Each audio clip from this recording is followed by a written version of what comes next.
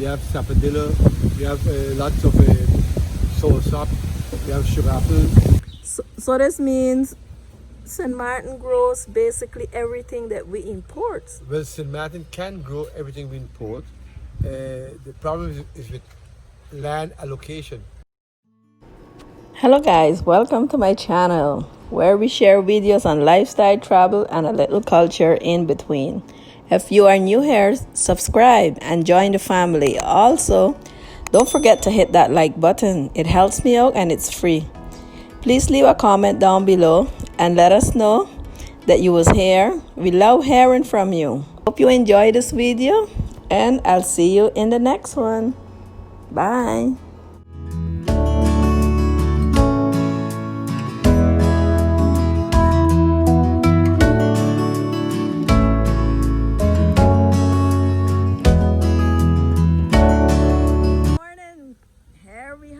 Joslin, the owner of Hillside Plantation. So Joslin gonna tell us a little history of how this beautiful location came to existence.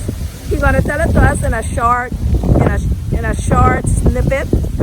So Joslin, tell us a little about yourself quickly in like 2 minutes, and tell us a little about Hillside Plantation. Well, good morning, Martha. In a very short snip, like you said. Well, you know, my name is Joslin Richardson. I started here in 1979 along with my father to produce basically what they call provision. We were growing basically bananas. We had about 2,000 banana trees up here, along with some dasheen and some lots of papaya in between. And it was quite interesting, but because of failures and certain challenges with insects and diseases, it was difficult to really say or make it into a business. And then I guess in 1981, that prompted me to go and pursue some studies in commercial vegetable production at a university level. So I did that and came back here in 1985, and then I started back to grow again. Okay. And this is actually a progress of love. This has developed over the years. We keep putting input until it reached this stage now. And at this stage, I'm turning it into a place that everybody can come and enjoy. It's not just a garden or plantation anymore. We're opening a juice bar with a small restaurant, and then it's a place to come and sit, relax, enjoy the atmosphere, and you can also purchase something. So that's basically what we are at today. Okay, so what Joslin telling us here is that he sells ornamental plants and also herbs that you can vegetable, and I'm also growing fruit trees. Okay, and also up here I noticed we have a lot of fruit trees, mangoes, canap. What other ones you have, Joslin? Well, we have mangoes in the ground now. We have mangoes, we have sapodilla, we have lots of soursop, we have sugar apple, we have ackee, we have Jamaican apple. We just recently planted some pomsatire, and also pomsatire, golden apple. Oh, golden apple. And breadfruits. Oh wow! And in between we have lime trees and some different citrus trees. So this means St. Martin grows basically everything that we import. Well, St. Martin can grow everything we import. The problem is with land allocation. How do we allocate and prioritize which piece of land is going to be used for what? Traditionally, we think that only the hills should be left for agriculture, and we use all of the nice valleys for housing. Now today, we have a land scarcity in St. Martin, so anybody want to get into production today, we have to use all of the new innovation techniques within agriculture in order to say we're going to go at a commercial level. Then we can walk over the back of this hill, and we have a really cool walk.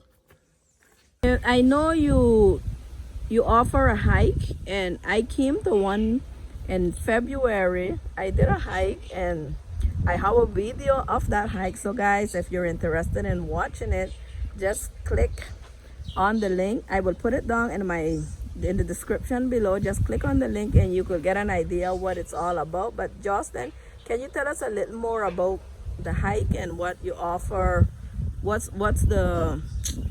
is the best word to say? The package. Okay. I'm not going to go into the price, but I'm going to tell you what we do because Yeah. right now, because of this pandemic, we are really catering to small groups. But the hike consists of basically we start at 6:30 in the morning with the hike. We offer our hiking patrons a bush tea, and then we go to the top of the hill where we cross over what they call the slave wall onto the front side. Now from there we have options. We could go to three different areas. You could go to St. Peter's area, Columbia area, or to Peak Paradise. And those hikes are all different time and different impact. The one to Peak Paradise could take us about 3 to 4 hours to go and come. And then the one to Columbia and to going towards St. Peter's area is about 2 hours, 2 hours and a half. Okay. All right. Well, that hike was very interesting because you keep going and you wonder when will we reach, and you keep going and you still okay. Are we there yet? Are we there yet? But once you reach there, guys, it's the best feeling in the world. And then the view. It's fantastic. You can see the whole cul-de-sac from up there. So yeah. Yeah. So we really organize breakfast hike. So it's a group of 10 approach us and say we want to have a hike. We usually do a breakfast hike. So we have the bush tea, we go on a hike, spend about 3 hours on the hill, 2 hours and a half, then we come back and we have a healthy breakfast. And a package like that could go like for $25 a person. Okay. So what I will do is in this video, since I have footage from the previous one with the breakfast, with a little walking up the hike, I'm gonna insert it in this video so people could get a sense what it's all about. But if they want to see the full video of the hike, then they can click on the description below. So, well, Joslin, thank you so much. I came here today with the idea to check the garden because I'm interested in starting a herb garden at home. But I think I'm gonna hold off for now and Joslin gonna go check the area, and then I will get some advice from him on how to go about doing it. But this was a nice morning, and also I must say thank you, Joslin, for the breakfast. Because he prepared me breakfast with bush tea. You're welcome. So Joslin, thank you so much, and we hope to see you again soon, very soon. Thanks, Take care. Martha. And please come again. Will do. Thank you. Bye. Bye. Ornamental plants. And all of these things are ornamental. And what is this? These are ornamental plants. All these here are hibiscus. This is my last set that came up in the production chain. This Okay. is my last set of young plants.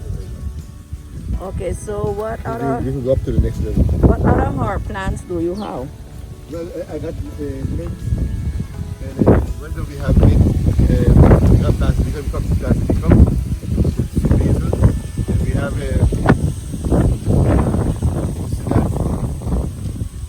and I'm growing, I'm catching the more bay leaf, so we're gonna have bay leaf and those things come out. Yeah, okay.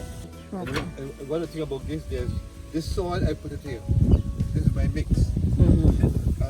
This soil have no rocks in it. It's basically topsoil mixed with manure, mixed with perlite, peat moss, and some other ingredients. And you can see, I can stick my finger up in the soil. It's not a problem. So it's easy to till. It's easy to get weeds up before. So where do you get the soil from, Joslin? Oh, this was a collection.